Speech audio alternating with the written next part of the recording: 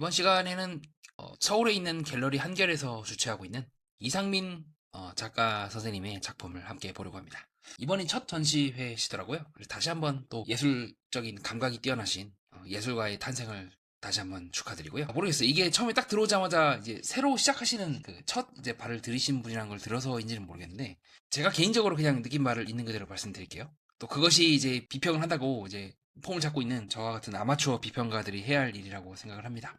우선 전체적인 느낌은 확실히 추상적인 느낌이 가깝고, 마치 이제 꽃의 봉오리라든가, 네, 요게 이제 꽃의 미시적인 부분을 확대했을 때 나오는 느낌이거든요. 마치 수술과 암수를 이제 확대한 듯한 느낌을 받기도 했고, 또 바닷물 같기도 하고, 네, 어떤 고유한 이런 결들은 아주 생생하게 잘 느꼈던 것 같아요. 그래서 플래시라든가 리뷰 설명에 의하면 처음에는 이제 평평한 단면에서 시작을 했다가 그림이 이제 진화가 되면서, 네, 물성 그 자체, 네, 이런 부분들을 반영하기 시작하면서 그림의 입체감이 드러남과 동시에 단순한 이제 물감, 색채에 대해서 집중하는 것도 있지만, 그 색채가 종이에 닿았을 때 어떤 느낌을 갖게 되는지, 물리적인 그 성질에 대해서 주목을 하게 되었다고 저는 리뷰라든가 그 작품의 소개글을 그렇게 이해를 했는데요. 이러한 이제 작품의 흐름들은 사실 이전에서도 계속 나오긴 했어요. 네, 모제이 갤러리에서 작년에 주최했던, 네, 지용 선생님의 작품이라든가, 네, 아테리아 선생님의 작품들도 부분적으로는 이러한 물감이라든가 그 떡진 듯한 그런 느낌들을 활용을 해서 자신의 감각을 표현하는데, 어느 정도는 좀 다양한 분야에서 기존의 다른 선생님들이 개척해 놓은 분야이긴 하거든요. 요 지용 선생님의 요 작품들도 그렇고 어느 정도는 그 재료의 물성이라든가, 네, 작품의 물성, 단순히 이제 색채로 보이는 것뿐만 아니라 그것들이 어떻게 그것들을 구성하는 그 요소 또한 하나의 예술로 이제 편입시키겠다. 그 내용은 아마추어인 제가 뭐 함부로 얘기하기 어렵지만 고래로부터 이어져 왔던 작업이기도 하고, 그것을 이제 다른 말로 표현하면 뭐 회화와 조화의 융합이다, 뭐 그렇게도 볼 수가 있겠죠. 그러면 조금 냉정하게 그렇게 좀 말씀드리고 싶습니다. 그럼 뭐냐면요, 지용 선생님의 작품과 이상민 선생님의 작품의 차이가 뭐죠? 네, 똑같이 물성은 다르거든요. 똑같이 비슷해요. 예, 떡진 부분도 그렇고 지용 선생님 작품도 그렇고, 조금 더 확장을 시키면 이상민 선생님이 했던 이 작품들은, 네, 요거는 그 인사동의 더 스타 갤러리에서 서다로운 선생님께서 했던 작품이죠. 여기도 마찬가지로 작품의 중간을 꺾는다거나 선을 넣는다는 거라, 동양적이면서도 서양의 기법을 차용한 듯한, 하지만 동양적인 한국적인 느낌이 물씬 풍겨 나오는 이런 느낌들은 사실 기존에 비슷한 선생님들이 많이 작업해왔던, 네, 내용물이기도 합니다. 저는 그렇게 생각해요. 그럼 이 작품들이 다 똑같이 기법을 표현해서 다 똑같은 작품이냐? 아니죠. 제가 방금 보여드렸던, 서다리 선생님의 작품이나, 지용 선생님의 작품이나, 네, 아테리아 선생님의 요 작품들 전부 다 우리가 다른 작품이라고 느낄 수밖에 없어요. 저는 그 차이를 그 작가가 세상을 어떻게 보는가에 달려있다고 보고 있습니다. 무슨 말이냐면요, 지용 선생님과 아테리아 선생님이 세상을 보는 관점이 다를 거예요. 그러니까 이것은 동시에 차이가 있다면 저와 같이 평론을 하거나 떠드는 걸 좋아하는 사람들 입장에서는 그걸 언어로 표현할 겁니다. 구체화시키려고 하고. 하지만 그렇다 하더라도 언어 이전의 감각에 의해서 상당히 많은 부분이 결정되는 것도 부정할 수가 없어요. 왜냐하면 인간이 세계를 바라보는 그 관점은 단순히 언어로만 되는 게 아니잖아요. 저도 밖에 나가서 밥도 먹고 사람들을 만나고 이것저것 관찰하면서 느끼고 듣고 맛보고 듣고, 또 냄새도 맡아보고 이런저런 경험도 하고, 그 경험들을 일련의 그 경험들이 축적된 그 결과물이 미술인 거지, 이 미술이 저의 경험을 대체할 수는 없다는 거죠. 물론 그런 경험을 저와 같은 이제 일반적인 아마추어 관람객들은 보면서 아 그렇구나 하면서 느끼지만, 그 경험을 산파, 즉 낳게 하는 거는 전적으로 그 작가가 어떻게 세상을 보는가에 의해서, 어떻게 느끼는가에 의해서, 특히 미술적은 결정된다고 보고 있습니다. 그것이 제가 현재 이상민 선생님의 작품을 보면서 느낀 게 있다면, 뭔가 어디서 많이 봤다. 독특하고 힘이 넘쳐요. 힘이 넘치는데 어디서 많이 봤어. 많이 중복된 느낌이야. 그 말은 이 기법의 문제가 아니라, 아직 이 선생님께서 감히 제가 말씀을 드리자면 무엇을 내가 선택해야 될지, 무엇을 내가 얘기할지에 대해서 조금은 흐릿한 듯한 인상을 많이 받았어요. 그러니까 나오는 이제 그림들의 특징들이 다 뭐냐면요, 꽉꽉 차 있어요. 하고 싶은 얘기가 너무 많은 거야. 나의 이야기를 하고 싶은 게 아니라 어디서 막 듣기도 했고, 어디서 경험하기도 했고, 어디서 뭔가 내가 좀 생각하기도 해봤고, 이런 여러 가지 것들이, 생각들이 너무 많아지면서 그림 속에 이제 꽉꽉꽉 다 들어오게 되면서 선별이 되지 않고 모든 것들이 다 나의 이야기인 것처럼 느껴졌을 때 나오고 있는 일련의 현상들이라고 저는 보고 있어요. 그게 나쁜 게 아니에요. 저도 아마 똑같다. 저는 뭐 이분은 프로고 저는 아마추어니까 뭐 제가 할 말이 없긴 한데, 제가 그냥 이제 뭐 이런저런 이제 관람객으로서 봤을 때의 느낌은 너무 많다는 거예요. 근데 그것이 꼭 나쁘다고는 생각하지 않아요. 오히려 그림 속에서 어느 정도 뭔가 잡고 첫 전시회를 하시는 분도 계시긴 하세요. 우열을 위해서가 아닌 그 작품의 어떤 특징을 비교하기 위해서 저는 이제 김희소 선생님이 했던 갤러리 지하에서 했던 그 작품들을 보면 어떤 경향성이라는 게 있거든요. 그러니까 제 개인적인 생각은 이분은 뛰어나다, 뭐 그렇게까지 제가 평가할 자격은 없지만, 뭔가 무엇을 말하고 싶어 하는지 느껴져요. 예, 그것을 얼마만큼 더 계속해서 작가 선생님께서 퇴행하기도 하고 발전하기도 하고 옆으로 가기도 하고 하면서 큰 틀에서 자신의 삶에 걸쳐서 통일적인 흐름을 이제 어떻게 만들어내는가의 차이인데, 적어도 그 흐름이 뭔지는 어디서부터 시작하는지, 그리고 무엇을 이제 포기했고 무엇을 이제 건졌는지는 느껴지는데, 저는 개인적으로는 조금 이상민 선생님은 하고 싶은 얘기가 너무 많은 것이 아닐까. 그리고 좀 이런 말 하면 선생님 입장에서 되게 기분 나쁘겠지만, 그런 말 있잖아요. 모두가 알고 있는 거는 사실 아무도 모른다는 말. 모든 걸 다 하고 싶다는 거는 사실 자기가 무엇을 하고 싶어 하는지 잘 모른다는 거잖아요. 선생님의 작품을 보면서 조금 저는 그렇게 느꼈던 것 같아요. 그러니까 선생님 아무도 모른다 그런 것이 아니라, 확실히 이 젊은 작가분의 패기답게 굉장히 에너지가 넘치신 거. 그래서 뭔가를 이때까지는 계속해서 축적을 해오셨을 것 같아요. 엄청나게 쫙 쌓아오신 거죠, 진짜. 몇 년이 걸쳐서 엄청나게 이제 고생을 하시면서 쌓아왔는데, 그 중에서 단 하나의 이야기만 내가 할 수 있다면 무엇을 하겠는가라는 질문에 대해서는 아직은 그 질문이 아닌 이제 다른 질문에 조금 더 집중을 해오셨던 게 아닐까 싶어요. 그래서 이 보면서 어디서 많이 봤는데? 그리고 부분적으로 다 이것도 어디서 많이 봤고 저것도 어디서 많이 봤고 많이 봤는데 라는 생각을 제가 계속 하게 돼요. 그나마 단초가 있다면 저는 이 막대기, 가장 어울리지 않는 이 막대기가 딱 나오거든요. 그러니까 그것이 저는 오히려 되게 신선했고, 물론 이렇게 중간에 이제 흐름을 끊게 하는 방법이나 기법이나 이런 것들도 또 이제 사실은 다른 선생님들이 작업하긴 했는데, 그렇다 하더라도 여기서부터 시작을 계속해서 쌓아나가면 뭔가 더 되게 재밌는 게 나올 것 같다는 생각이 들기도 하고, 대표적인 게 2025년에 했던 김영모 선생님의 작품들, 이 막대기 기둥이 계속 나오거든요. 그리고 이 기둥을 이해를 해야지만 저는 이 김영모 선생님의 작품을 제대로 이해할 수 있지 않을까라고 보는 지점인데, 그것이 뭐 시그너처를 할 수도 있겠고, 아니면 작품 전체를 설명하기 위한, 뭐 이것이 만약 빠진다면 작품의 의미가 완전히 이제 뒤틀리는 어떤 코어라고도 볼 수 있겠죠, 이 막대기가. 저는 이제 그렇게 보고 있긴 한데, 아직 요 이상민 선생님의 작품에서는 그게 느껴지지 않고, 사실 느껴지면 말이 안 되는 거예요. 아까 소개해드렸던 김윤서 선생님 작품 경우는 처음부터 그렇게 잡고 들어간 거고, 오히려 지금 상태에서는 저는 개인적으로는 첫 전시회인데 이렇게 다양한 것들을 꽉꽉 채워서 할 수 있다는 것 자체가 이제 어떻게 비워내는가에 따라서, 어떻게 덜어내는가에 따라서 작가의 개성이 드러나는 단계이기 때문에 차라리 더 낫다고 보고 있어요. 그러니까 김윤서 선생님 비해서 낫다는 것이 아니라, 무엇을 해야 할, 어디서부터 내가 이제 전문 작가라서 상업 작가라서 나아가야 될지를 감을 못 잡는 것보다는 훨씬 낫다는 거죠.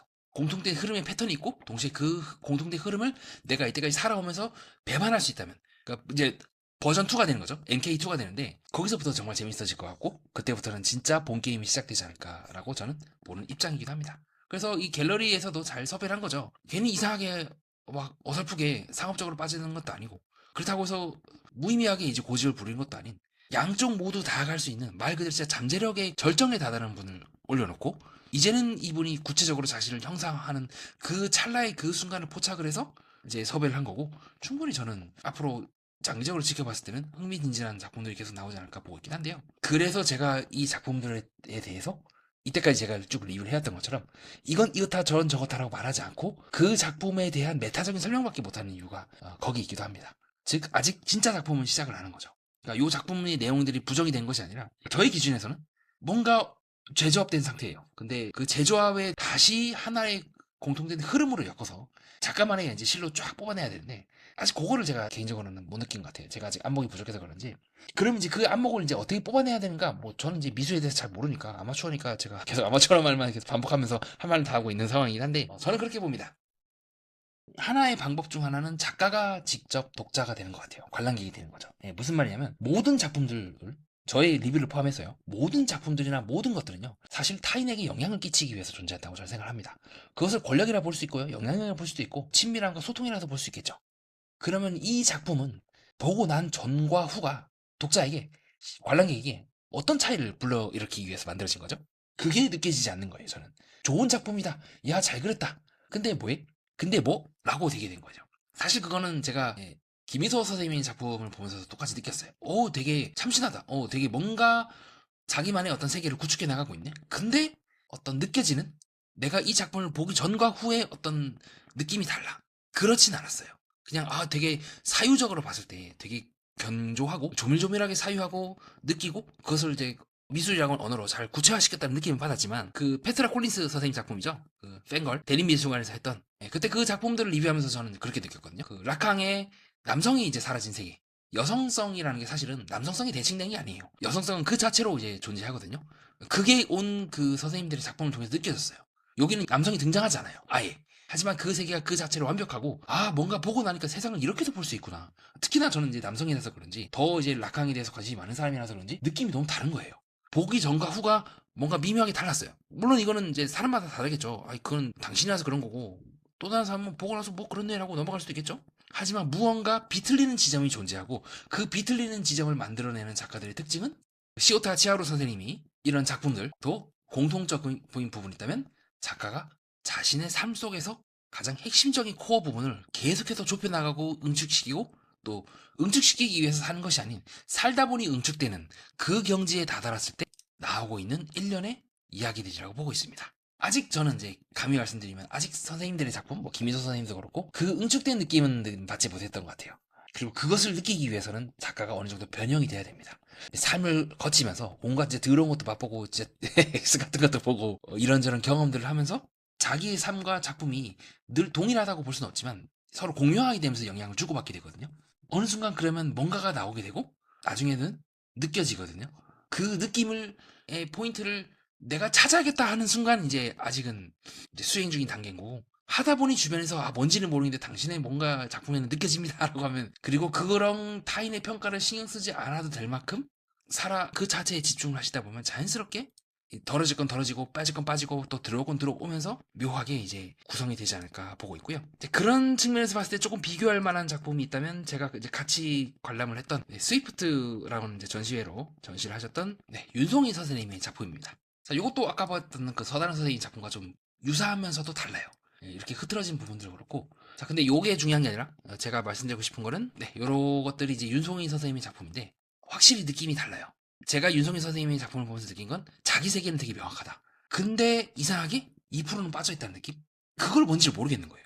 어쩌면 그 2% 빠진 듯한 느낌을 그것을 위하여 이 작품을 만들었다 하면 진짜 저도 이제 역시 난 아마추어구나라고 생각을 하게 된 계기가 있을 수 있긴 한데 뭔가 그 2% 빠진 느낌이 약간 키치하면서도 어떤 핵심적인 집중을 하게 하는 하나의 통일적인 흐름으로 만들게 하는데 방해를 하고 있다는 느낌이 들었어요. 그래서 페트라 콜린스의 작품이나 시오타 치하루 선생님의 작품들을 보면 눈에서 뗄 수가 없거든요. 어떤 방식으로든 그 절절하게 나오는 느낌이 있어요.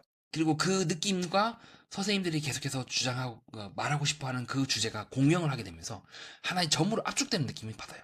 평생에 걸쳐서 이 페트라 콜린스도 왜 여성은 남성의 대칭이어야 되지? 왜 여성은 남성이 없으면 존재할 수가 없는 거지? 왜 다들 그렇게 생각하는 거야? 라캉이 얘기했던 여성성이라는 거는 사실은 남성과는 별개로 이제 존재를 하거든요. 시오타 치하루 선생님도 마찬가지로 이제 아이를 이제 잃고 난 후에 왜 나에게 이런 경험이 온 거지? 그것을 내가 어떻게 느껴야 되고 어떻게 아이를 애도해야 되며 동시에 그런 아이를 떠나보게 만든 자기 몸에 대한 혐오감과 동시에 어쨌든 그 몸에서 다시 아이가 나왔다는 점에서 무한한 원천에 한 스스로를 증오하면서도 살아갈 수밖에 없는 그 무한한 삶의 전체에 걸쳐서 하고 있는 그 대결이 그 선생님의 작품을 선생님답게 만든다고 한다면 제가 느끼고 있는 이상민 선생님의 작품도 그렇고 윤송희 선생님의 작품도 그렇고 뭔가가 빠지는데 이상민 선생님에 비해서는 뭔가 자기 세계가 뚜렷하다는 느낌을 받긴 했지만 윤송희 선생님 작품도 보면서 뭔가 빠져있는데 뭐지? 뭔지 저도 말을 표현을 못하겠는 거예요. 아마추어라서 그런지 이 생각이 맞는지도 모르겠고 이 느낌이 맞는지도 그것이 어떻게 보면 이제 삶의 관점의 차이일 수도 있겠죠. 저는 약간 조금 인생이 하나의 점으로 집약되어야 한다고 볼 수 있는데 또 다양한 선생님들의 작품들을 보면 왜 굳이 그렇게까지 가볍게 살아야 되나? 소설가 김영하에 나오고 있는 그 작품들 내용들처럼 이미 우리는 포스트 모더니즘 시대 속에서 어떠한 축을 상실한 건 아닐까? 무한한 가벼움 혹은 무한한 부유하는 것이 우리 인생의 본질이 아닌가? 라고도 볼 수 있기도 하고요. 그래서 조금 저도 다음 시간에 아마 윤송희 선생님 작품을 리뷰하던가 아마 다른 작품을 리뷰할 것 같은데 조금 더 저는 또 생각을 해봐야 될 것 같아요. 그 2% 빠져있는 듯한 그 느낌이 사실은 선생님께서 궁극적으로 의도한 바일 수도 있기도 하고요. 그렇게 생각을 할 수 있다면 약간은 이상민 선생님 작품은 조금 힘이 좀 많이 들어가 있다는 느낌을 제가 감히 받았던 것 같아요. 그리고 동시에 꽉꽉 차있다는 그 느낌이 좀 저는 오히려 희망적으로 봤다는 것도 좀 말씀드리고 싶고요. 어떻게 덜어내고 또 어떤 방식으로 덜어내며 때로는 덜어낸 그 자체가 또 예술이 될 수 있는 게 요 미술이라든가 예술계의 특징 아니겠습니까? 그래서 여러모로 조금 재밌게 본 것 같아요. 앞에서 서서 다양한 생각들을 저도 하면서 다만 감히 말씀드릴 수 있는 건 아직 선생님은 작품이 자기보다 더 커지는 순간을 언젠가는 맞이하게 되지 않을까 싶기도 하고요. 아직은 조금 작품을 손에 넣고 싶어 하는 것 같아요. 쥐고 싶어 하시는 것 같아요. 근데 어느 순간 이제 그런 게 있잖아요. 삶이 나를 압도한다? 인생이 나를 압도한다? 그 느낌을 아마 느끼는 순간이 분기점이 되지 않을까? 요번 전시회를 보면서 좀 그렇게 느꼈던 것 같습니다. 네, 이상입니다. 그렇게 해서 이상민 선생님의 작품에 대한 저의 생각을 여러분께 밝혀보는 시간을 가졌고요. 끝까지 봐주신 여러분 진심으로 감사드립니다. 여기까지 오셨다면 구독과 좋아요, 하이프 가볍게 한 번씩 부탁드리고요. 이상 예술과 인간 그리고 세계를 구조적으로 해석하는 채널 예술매니아와 여러분 함께하였습니다.